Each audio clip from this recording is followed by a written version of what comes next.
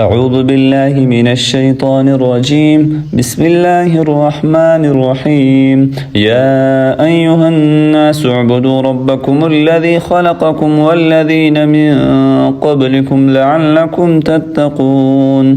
الذي جعل لكم الأرض فراشا والسماء بناء وأنزل من السماء ماء فأخرج به من الثمرات رزقا لكم فلا تجعلوا لله أندادا وأنتم تعلمون. وإن كنتم في ريب مما نزلنا على عبدنا فأتوا بسورة من مثله وادعوا شهداءكم من دون الله إن كنتم صادقين.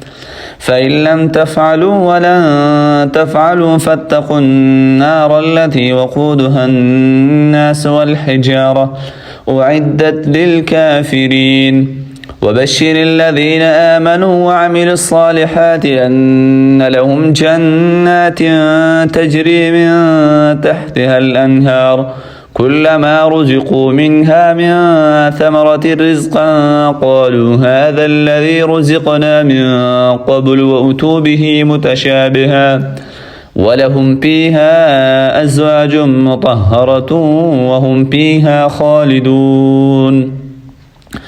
إن الله لا يستحيي أن يضرب مثلا ما بعوضة فما فوقها فأما الذين آمنوا فيعلمون أنه الحق من ربهم وأما الذين كفروا فيقولون ماذا أراد الله بهذا مثلا يضل به كثيرا ويهدي به كثيرا وما يضل به إلا الفاسقين.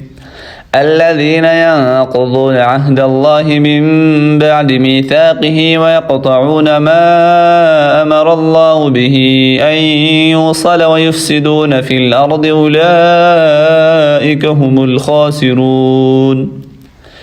كيف تكفرون بالله وكنتم أمواتا فأحياكم ثم يميتكم ثم يحييكم ثم إليه ترجعون.